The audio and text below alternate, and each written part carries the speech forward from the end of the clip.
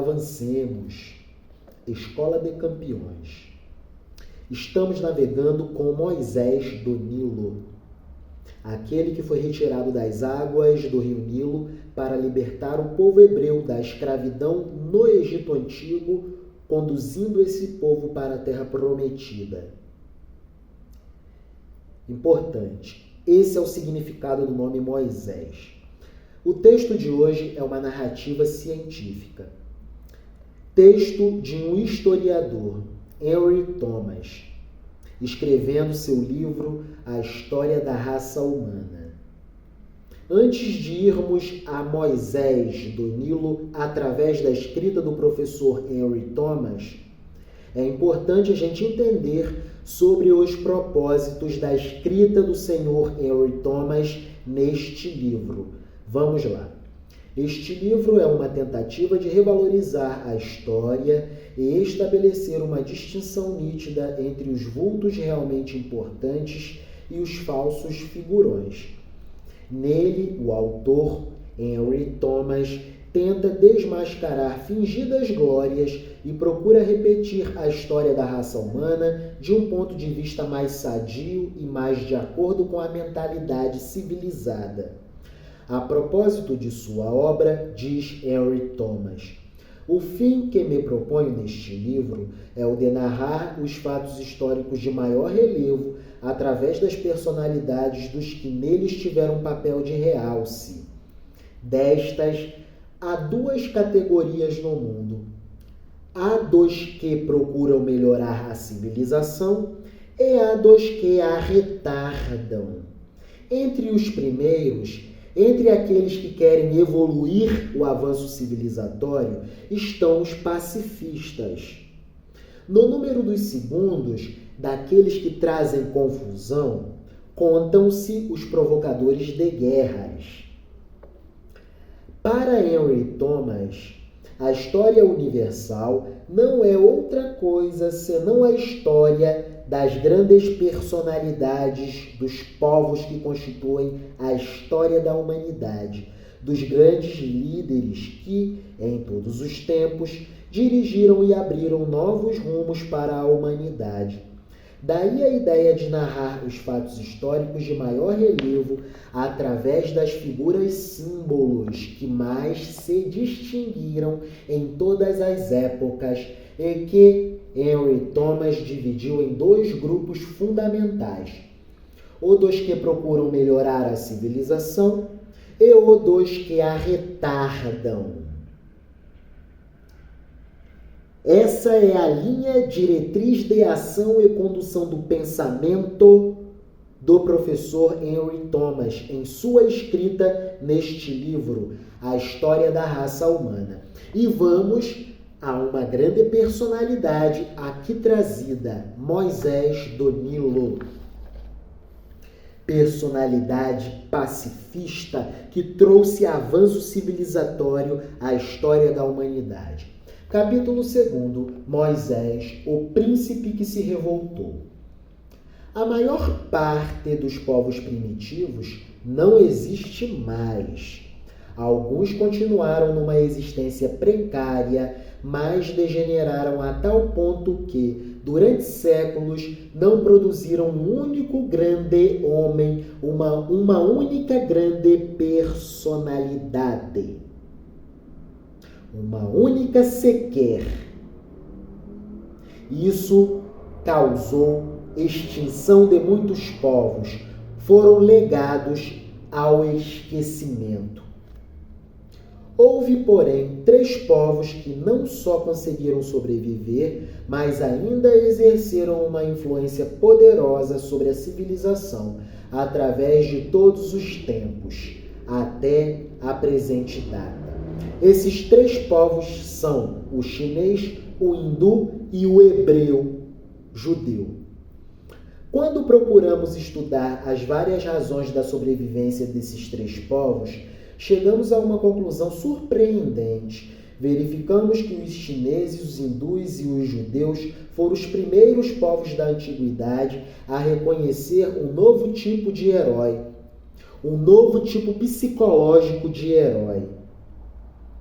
o herói profeta proferidor de pacificações, em contraste com o herói guerreiro que todos os demais povos adoravam no tempo antigo.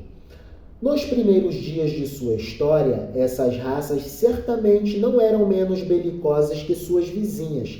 Eram povos guerreiros. O alimento era muito escasso naquele tempo e todos tinham de lutar desesperadamente para obter o seu quinhão. Mas em breve, os 3 povos mencionados começaram a produzir e honrar um grupo de homens que sonhavam com a paz e a pregavam, enquanto todos os outros povos persistiam em suas conquistas belicosas a partir de sua economia de guerra. Povos que viviam mobilizados para a guerra. Povos que não sabiam fazer e produzir relações pacíficas com povos estrangeiros. Por exemplo, o povo assírio, que consta do Antigo Testamento da Bíblia Sagrada. Avancemos no texto do professor Henry Thomas. Confúcio, Lao Tse na China, Buda na Índia, e Amós e Isaías, por exemplo, e uma série de outros entre os judeus, foram os homens que lançaram as sementes de um novo desejo nos corações de seus povos, o desejo de viver em paz e deixar viver em paz, para que as relações econômicas fossem estabilizadas.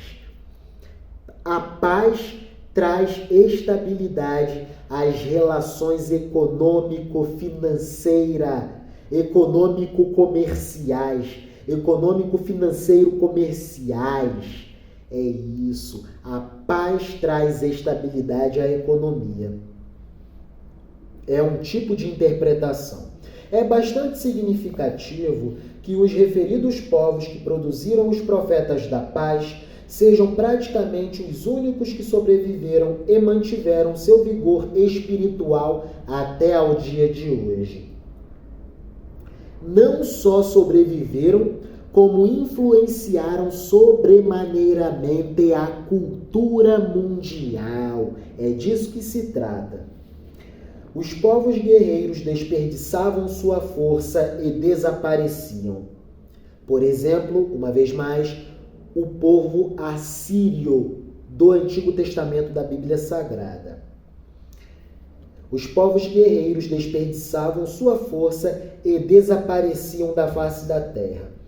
Os hindus, os chineses, os hebreus poupavam a sua energia e vivem ainda até ao dia de hoje.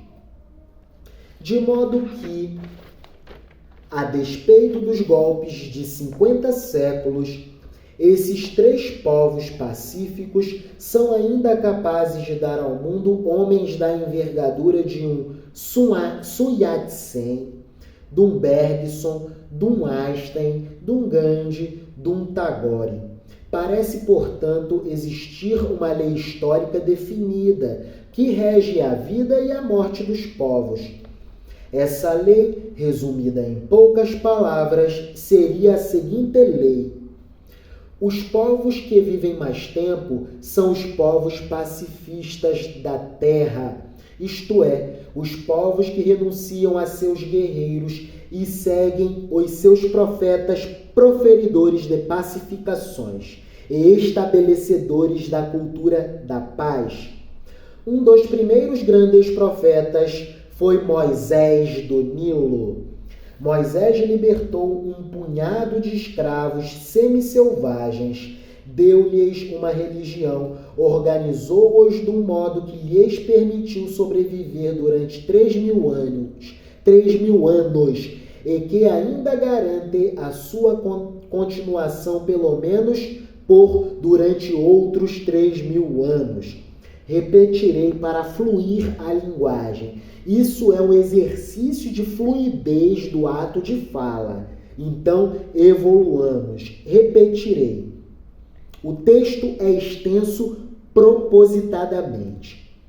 Um dos primeiros grandes profetas foi Moisés. Libertou um punhado de escravos semi-selvagens, deu-lhes uma religião, organizou-os de um modo que lhes permitiu sobreviver durante 3.000 anos e que ainda garante a sua continuação, pelo menos por durante outros 3.000 anos. Povos que alcançam perenidade e se eternizam na história da raça humana. Há quem negue a existência de Moisés, como há quem negue a existência de Homero, de Jesus Cristo ou de um inspirado Shakespeare. Incapazes de compreender os grandes homens, os pequenos homens do mundo procuram logo eliminá-los, provando que eles jamais existiram.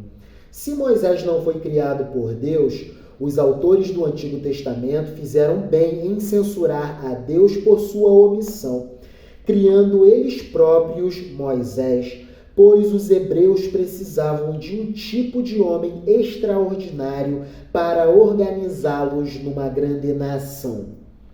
O homem que conseguiu isso foi Moisés, seja como homem de carne e osso que viveu no Egito, seja como o herói nacional fictício que vive no coração de seu povo e que tantas vezes o leva através do deserto do desespero a novos deuses, a novas esperanças e a novas ações. Moisés, o mito, se de fato é uma figura mitológica, não foi menos poderoso na formação do destino do seu povo que Moisés, o homem histórico. Consideremo-lo, portanto, como personagem real da história dos grandes fatos da história humana. De acordo com os relatos do Velho Testamento, Moisés descende de pais israelitas, mas foi criado como filho de uma princesa egípcia. Dizia ela tê-lo encontrado flutuando numa arca quando fora banhar-se no Nilo. Esta história parece um tanto fantástica. Moisés não é o primeiro homem na história cujo nascimento se acha envolto em semelhante conto de fadas. Consta que o rei da Suméria, Sargão I, olha o Sargão aí, professor Eloy, amado mestre Eloy, que vai confortável no meu coração. Amado mestre Eloy, falaremos sobre o grande Sargão. Avancemos, mestre Eloy, vou repetir. Consta que o rei da Suméria, Sargão I, também foi encontrado numa arca, flutuando no rio. Parece que era um hábito popular de senhoras solteiras de sangue real explicarem o nascimento de seus filhos desta maneira milagrosa. Terrível história. As histórias fantásticas, é isso. Tenhamos bom humor, é óbvio. É bem provável que Moisés tivesse sido filho acidental da filha do faraó e de um pai judeu, de um pai hebreu. Tanto os egípcios como os judeus teriam tido muito interesse em encobrir esse fato.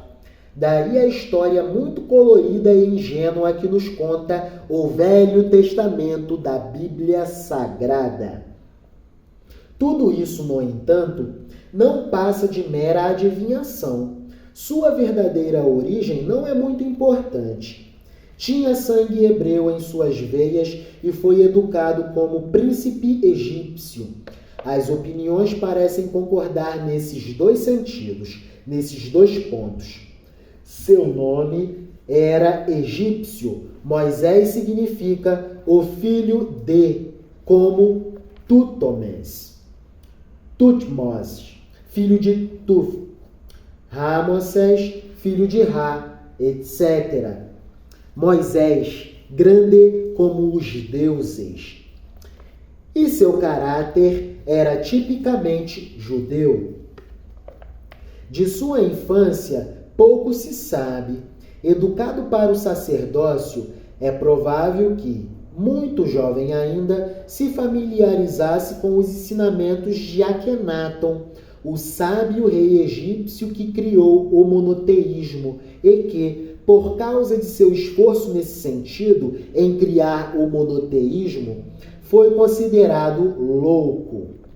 Até porque as religiões do mundo antigo eram religiões politeístas, de adoração a muitos deuses, aos deuses da natureza, ao deus Sol, por exemplo. Mais tarde, Moisés frequentou o seminário teológico de Heliópolis, cidade do Sol. Barbeava-se, participava de jogos de bola e de outros divertimentos dos estudantes e estava se encaminhando para sua carreira de nobre egípcio para toda a vida e para ser uma bela múmia adorada e dignificada depois de morto. Mas Moisés era rebelde e hebreu, era um peregrino nato. O sentido do hebreu é peregrinar, e Moisés era um peregrino, assim como José do Egito, assim como Jacó, assim como Isaac e assim como o patriarca mor Abraão. Moisés começou a frequentar as camadas inferiores, as camadas dos escravos. Às vezes era visto conversando com os trabalhadores hebreus que faziam os tijolos para as construções das cidades. Ficou surpreendido de ver como eram interessantes. Eles também, como os egípcios, possuíam a sua história, possuíam a sua própria cultura, com seus grandes homens e seus momentos de glória e com seus grandes monumentos. Falaram-lhe de seu pai Abraão, que abandonara a cidade de Ur da Caldeia à procura da liberdade, encontrando-a num país novo entre o deserto e o mar. Durante algum tempo, Abraão e seus descendentes moraram ali. Seus rebanhos e suas manadas multiplicaram-se, e eles assim ficaram prósperos e muito ricos. Mas os hebreus eram um povo nômade, um povo que transitava, hebreu, de peregrino em terras estranhas. Parecia ser o seu destino errar pelo mundo, andar errantemente pelo mundo, de um país para outro. E agora, por fim, estavam na terra dos faraós, reduzidos a escravos, mas, ainda assim, orgulhosos dos grandes pioneiros de sua raça, orgulhosos de sua nobre cultura. Esses homens e sua história fascinaram Moisés. Moisés passou a ir vê-los mais a miúde e mais frequentemente. A princípio, seus companheiros aristocratas divertiam-se com a sua conduta esquisita e meio louca, e depois começaram a reprová-la. O faraó advertiu-o de que se afastasse dos semitas estrangeiros e sem cultura. Olhem o detalhe: o faraó desconhecia a cultura de seus escravos. Então, quem verdadeiramente era inculto? Os escravos com muita cultura transitando por muitos territórios até chegar na condição de escravos, a condição de escravos no Egito Antigo, ou o faraó que em seu preconceito julgavam os hebreus sem cultura, sem uma história. Aqui a gente toma a cultura por história. Percebemos que verdadeiramente quem não tinha cultura era o faraó, que desprezava a cultura dos hebreus. Moisés, porém, não deu ouvido a essas admoestações do faraó. Certa vez, estando a observar alguns hebreus em seu árduo trabalho, deparou-se-lhe um chefe egípcio que açoitava impiedosamente um escravo da turma dos hebreus. Num excesso de ira, Moisés vibrou um golpe tremendo no egípcio, matando-o. Assassinar um egípcio para defender um escravo hebreu era um crime muito grave, crime de morte. crime apenado com pena de morte. Moisés teve de fugir para o deserto para salvar a própria vida. O deserto, o silêncio, é no deserto o local em que acontece o silêncio em que Deus fala conosco, em que a sabedoria vem. É no deserto, é na tribulação. Avancemos com o historiador Henry Thomas. Moisés fugiu. Vemos agora o príncipe transformado em pastor nas estepes selvagens limítrofes com o deserto. Começa um novo capítulo em sua educação. Pôs de lado os pergaminhos empoeirados da universidade com suas histórias indigestas sobre as sombras dos mortos e a procura de Osíris. Em vez delas, aprendeu a ler no céu noturno as sílabas chamejantes das estrelas vivas. Libertou seu espírito das ridículas divindades do hipopótamo, da vaca e do cão, adorados pelos egípcios. Começou a procurar um Deus novo e mais digno, e ele o acha no deserto, numa tempestade de areia. Ouve sua voz no trovão. De manhã cedo, ao nascer do sol, quando os raios atingem o espinheiro no deserto, ele o vê bem de frente na sarça ardente, a sarça que fumegava, mas não se consumia. Chamejava, fumegava, pegava fogo, mas não desaparecia a sua matéria. Moisés estava numa epifania, em um contato com Deus. Achara seu novo Deus no deserto. Um Deus terrível das selvas, um Deus árabe, um Deus que atravessava as montanhas, percorria os desertos e repousava em barracas suntuosamente coloridas. Um Deus que protege seu povo à noite quando este se recolhe para dormir. Um Deus que o leva à batalha, que castiga seus inimigos sem dó. Um Deus que muda de opiniões como o vento, que é rápido na vingança de um insulto e não recua ante uma mentira quando esta lhe convém. No entanto, é um Deus que não comete injustiças, que é generoso para com os estranhos, para com os vulneráveis estrangeiros, bondoso para com os órfãos, bondoso para com as viúvas, bondoso para com os presos e misericordioso para com os pobres. Em poucas palavras, um Deus que possui todas as virtudes e defeitos do beduíno nômade árabe.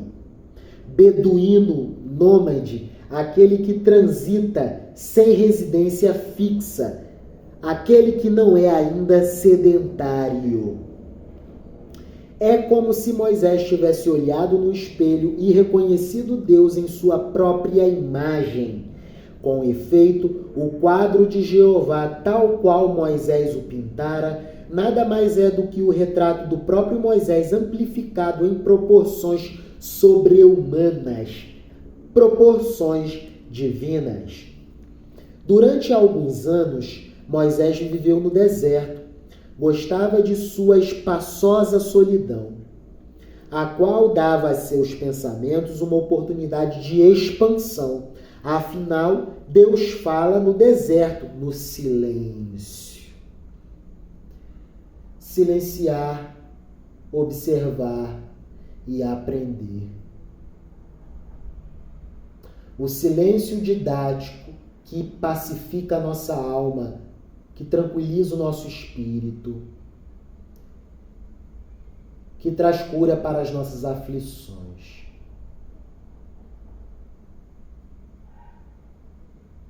É metalinguístico. Saímos de uma leitura acelerada, avançando,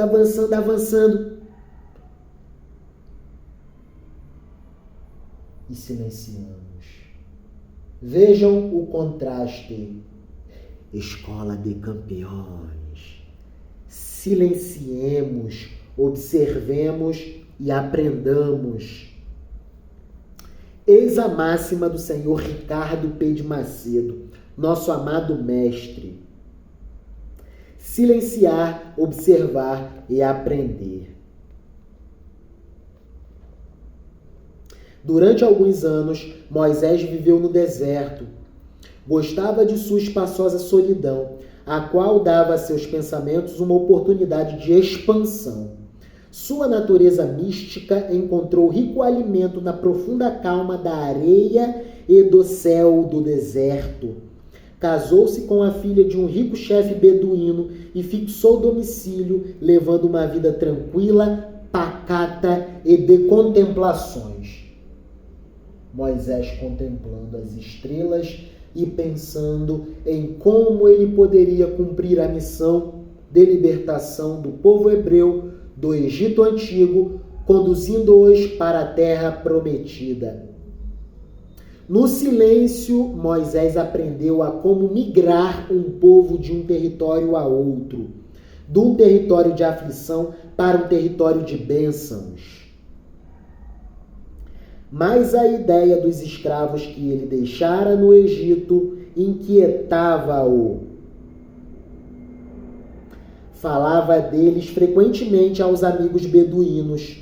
Descrevia-lhes sua miséria de então, sua degradação, sua degeneração, sua muito escravidão. E o seu glorioso passado, a sua cultura, a história hebraica, a cultura do patriarca Abraão, a cultura de Isaac, a cultura de Jacó, a cultura de José, governador da economia do Egito de cerca de 3.700 anos para trás em relação a nós. Que cultura rica! A cultura dos hebreus. Descrevia-lhes sua miséria de então, sua degradação e o seu glorioso passado, a sua grande cultura. Os beduínos simpatizavam com seus parentes infelizes. Também eles descendiam do mesmo chefe rebelde, Abraão. Eram descendentes de Ismael, irmão de Isaque. Ismael, filho de Agar, filho do patriarca Mor, Abraão. Ismael, irmão do povo hebreu. Também eles descendiam do mesmo chefe rebelde, Abraão, cuja coragem tinha aberto um caminho pelas selvas em busca de um novo lar para a sua tribo, para a tribo do povo hebreu. Pouco a pouco ocorreu a Moisés a ideia de que os hebreus poderiam ser induzidos a fugir do Egito e recuperar a sua liberdade no deserto, recuperar a sua plenitude cultural. Mais tarde, talvez ele pudesse reconduzi-los para Canaã, a antiga terra de seus antepassados, devolver aos hebreus a sua terra e dar-lhes um novo Deus. Que sonho glorioso iluminara Moisés quando, sentado nas encostas do Monte Sinai, cuidava de seus rebanhos no silêncio. Porque é no silêncio que Deus fala. É no silêncio que a inteligência e sabedoria divina acontece. É no silêncio que alcançamos elevação. É no silêncio, escola de campeões. Entre mentes, entre tempos diversos, passado tempos, o velho faraó havia morrido e um outro rei ocupava o trono do Egito. A notícia dessa mudança chegou ao conhecimento de Moisés através das caravanas que passavam por sua tenda em seu caminho do Egito ao Oriente. Chegara o momento de agir. Chegara o momento de fazer cumprir a promessa de Deus ao povo hebreu, feita ao patriarca Mor Abraão. Vemo-lo, pois, de novo no Egito, andando entre os escravos, incitando-os à revolta. Moisés pregava aos hebreus: sairemos dessa escravidão. Deus já proveu libertação. Deus já proveu prosperidade. Alcançaremos a terra prometida. Disse-lhes que depusessem as ferramentas, cessassem de carregar pedras e de fabricar tijolos para seus opressores. Moisés, o príncipe egípcio e pastor árabe, tornara-se um chefe trabalhista judeu. Que perspicácia do professor e historiador Henry Thomas. Moisés foi o organizador do primeiro sindicato de pedreiros da história. Que fineza de inteligência. Seguindo, quando Moisés pediu ao faraó para restituir a liberdade aos hebreus, o monarca egípcio, a princípio, não lhe deu ouvidos.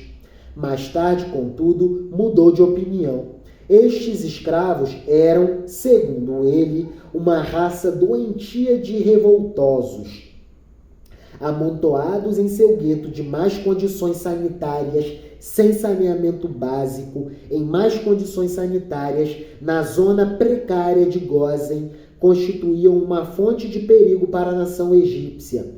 Os habitantes das ruas imundas de Gósen eram diretamente responsáveis por uma série de epidemias, doenças que assolavam a sociedade egípcia.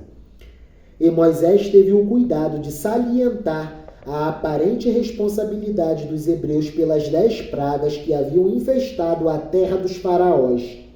Por isso, quando os hebreus partiram do Egito, chefiados por Moisés, o faraó estava sobremodo contente com a sua saída. A partida do Egito foi, portanto, ainda que muito importante para os judeus, um episódio insignificante na história dos egípcios. Tão insignificante mesmo que não encontramos uma única referência a ele nos monumentos egípcios. Moisés do Egito, Moisés do Nilo, foi importante para os hebreus. Para a história dos egípcios, ele foi insignificante. Quanto à história miraculosa desta saída, que lemos no Antigo Testamento, não passa de uma das exageradas dramatizações de fatos e ficções que encontramos na história antiga de todas as nações. Os hebreus que Moisés libertara constituíam uma tribo de homens brutos, belicosos e desorganizados.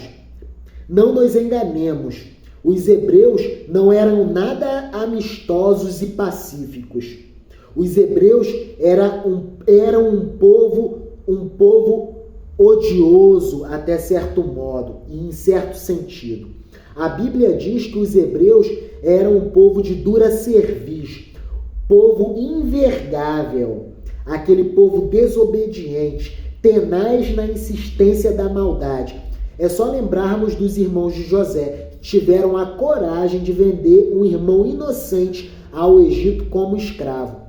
Os irmãos de José, os filhos de Jacó, eram o tipo psicológico ideal para caracterizar os homens hebreus do mundo antigo. Homens brutos, belicosos, desorganizados, violentos, vis, maldosos, perspicazes na maldade, nada sábios e embrutecidos.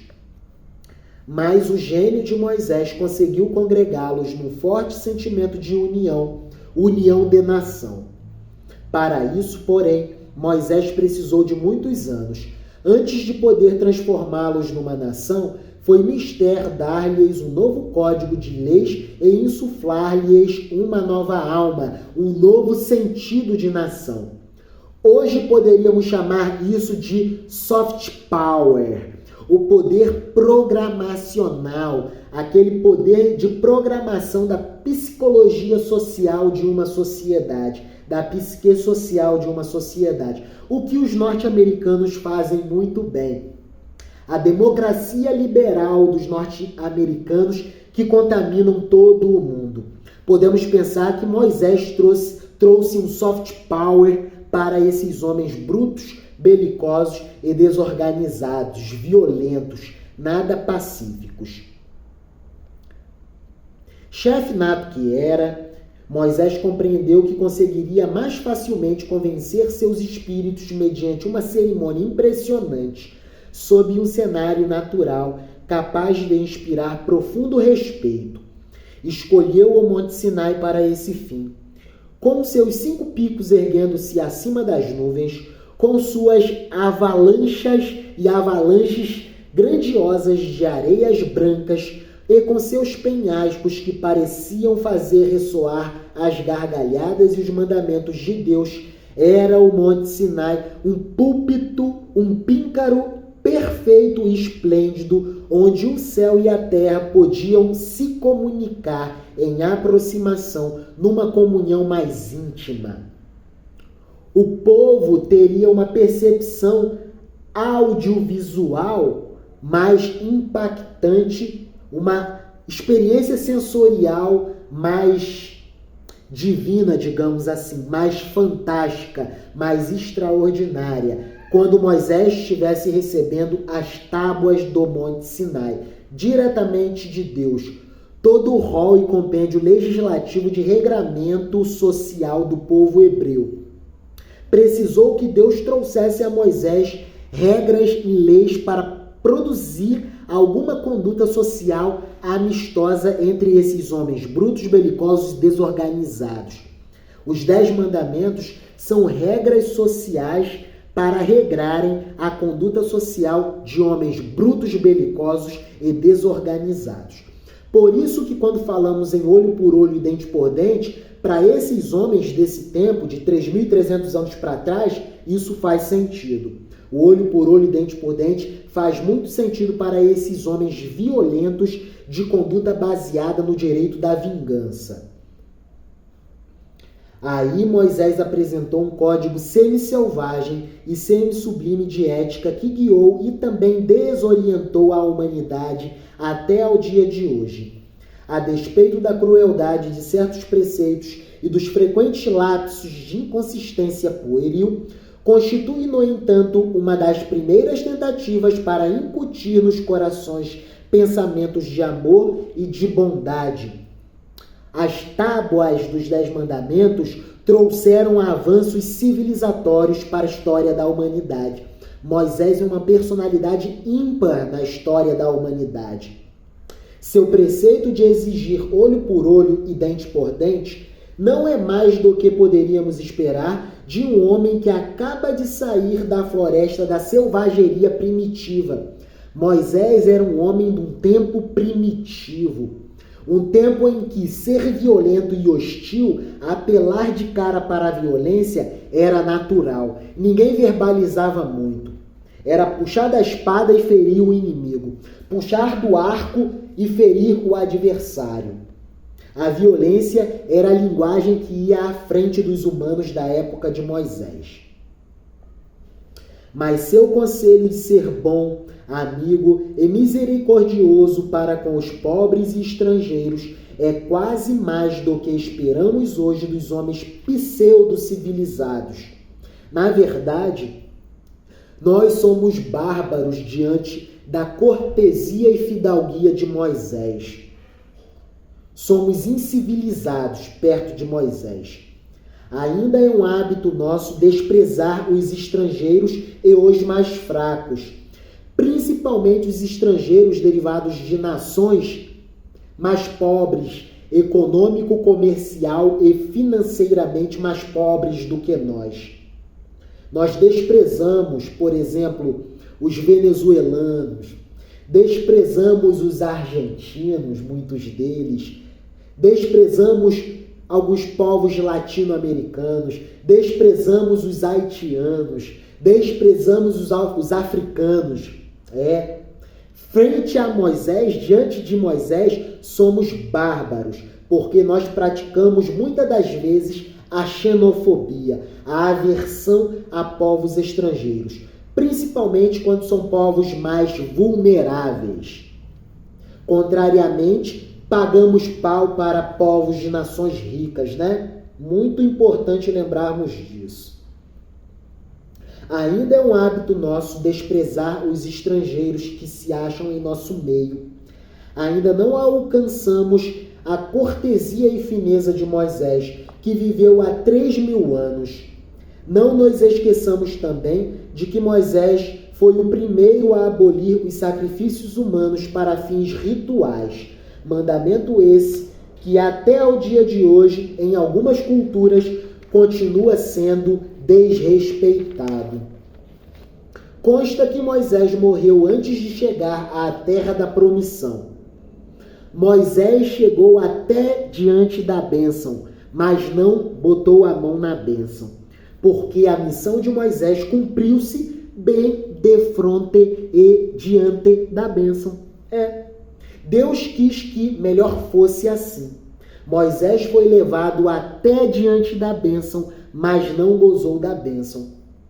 Isso é ser um verdadeiro herói, aquele que faz a ponte para a terra prometida. Moisés fez a ponte e criou um código legislativo para regrar homens brutos, belicosos e violentos. Os hebreus no mundo antigo não eram nada pacíficos. Consta que Moisés morreu antes de chegar à terra da promissão. A obra que iniciara passou às mãos de homens inferiores, e este tem sido o destino comum dos maiores revolucionários do mundo, desde Moisés até aos nossos dias. Antes de morrer, no entanto, purificara o povo doentio com os ventos do deserto. Esperou que os velhos, decrépitos e violentos e inúteis morressem para que fossem substituídos por uma geração mais evoluída intelectualmente, de pioneiros mais valorosos. Levou para o deserto os remanescentes de uma raça agonizante e definhante, morrendo na escravidão, dos quais nada mais esperava, e transformou-os num povo unido que se opõe tenazmente à morte e que sobrevive fortemente até ao dia de hoje. É só olharmos para a nação de Israel. Muito importante. Historiador Henry Thomas, uma escrita de narrativa científica articulada e dialogada a todo momento com a narrativa do texto sagrado para expandirmos a nossa intelectualidade, e mais um texto produzido no dia de hoje. Papai do céu nos conduz em paz. Avancemos. Moisés do Nilo, história da mais alta exuberância da história da humanidade. Estamos acessando o melhor. Agradeçamos, porque ler, escrever, estudar, meditar, refletir, configurar novas redes neuronais, criar novos caminhos pensantes, criar novos raciocínios de pensamentos é privilégio de poucos. Somos cerca de 8 bilhões de seres humanos na face da Terra, mas menos de cerca de 1 bilhão de seres humanos exercem com plenitude e efervescência em ânimo a escrita, a meditação, a leitura, a expansão reflexiva. Agradeçamos, sejamos gratos a Deus. Viva a cultura, viva a Escola de Campeões. Deus nos conduziu em paz e maravilhosamente bem no dia de hoje. Hoje aconteceram milagres no nosso trabalho. Hoje aconteceram milagres na nossa sala. Hoje o milagre de Deus se estabeleceu, eu creio. Amém. Estejamos em paz. Vivamos em paz. Sejamos profetas proferidores dos vaticínios e das profecias de pacificação. Sejamos como Moisés do Nilo, sejamos como José do Egito, sejamos como o maior de todos, Jesus, o ser perfeito de Deus, que morreu por pregar a paz. Vamos imitar Jesus e a nossa vida acontecerá melhor. Sejamos filhos da paz. Viva a cultura, viva a literatura, viva a Escola de Campeões, viva a Escola da Unire, o Sol, o astro central, em torno do qual orbitam todos os setores de trabalho da Unidade de Internação Socioeducativa do Recanto das Emas. A Escola da Unire é o Sol. Todos nós prestamos serviços a tudo o que acontece na escola. E na Escola da Unire há liberdade de pensamentos. Amém. Viva a Unire, viva a socioeducação, estejamos em paz. Viva a Escola de Campeões. Amém, amém e amém.